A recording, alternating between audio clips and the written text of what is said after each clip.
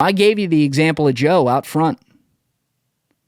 Joe's just a 17, 18-year-old kid who wants to go to college. He's watched all the Barstool videos. He's looking for the good time. He just wants to drink, smoke, and fuck. That's it. That's what Joe wants to do. And you know what? He knows he's getting an education out of it. He's getting the paper, and he'll be happy he did it. But Joe's looking to have a good time. And Joe has absolutely no concept, I don't care what you tell me, of what an interest rate is.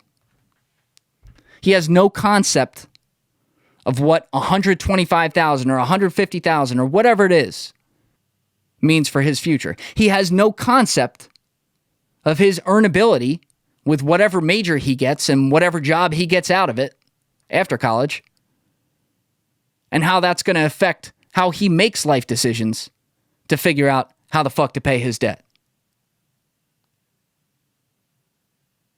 And yet this is the system we've given them, because costs have gotten out of control, but students still have to go to college.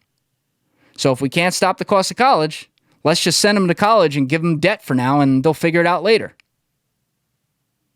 And what we've seen is rising delinquency, rising debt, obviously, and people's lives, in some cases, ruined. All because they signed a paper when they were 18 years old. That makes no sense.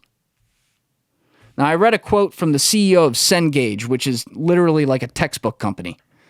This is Michael Hansen, and this was in a CNBC article. Also will be in the show notes. But to be clear, Hansen obviously is a huge proponent of college and understands all the values of it. But even this guy makes a very valid point. He said, students are largely underestimating how long it takes to pay off their student loan debt.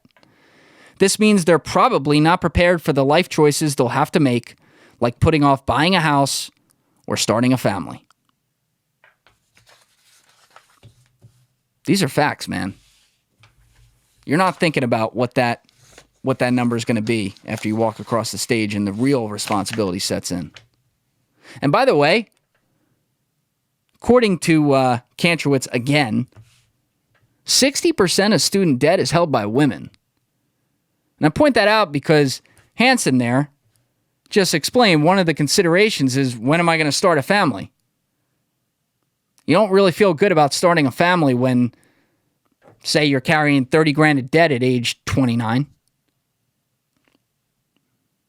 So women, obviously, they got to leave work when they're pregnant, and they got to have kids, and they're the ones carrying the most debt.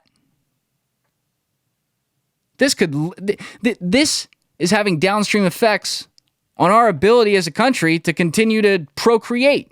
And I understand that's a little bit of a stretch, but that's a basic human experience of life that most people go through. Having kids, you continue the lineage. And now, a part of that decision-making process as to at least when it's going to happen, or how long you have to wait, is being held off by student debt conversations. And the very mothers who are going to have these kids, physically, are actually carrying the majority of the debt. So yeah, that's where we're at. 2 parts down, 2 takeaways are clear. Cost is through the roof and the debt's ridiculous. We knew those takeaways. You could have read the tweets, read the memes, whatever. You knew those takeaways. But now you have context to them. You know the numbers. You understand how far-reaching it is. You understand when it got out of control. Again, we didn't mention it as much in this episode, but it's pretty clear. The debt is tied directly to the cost, and therefore, since 1980, the debt has increased tremendously. This is a new world order when it comes to college. And it's a world order that was created in the last 30 to 40 years.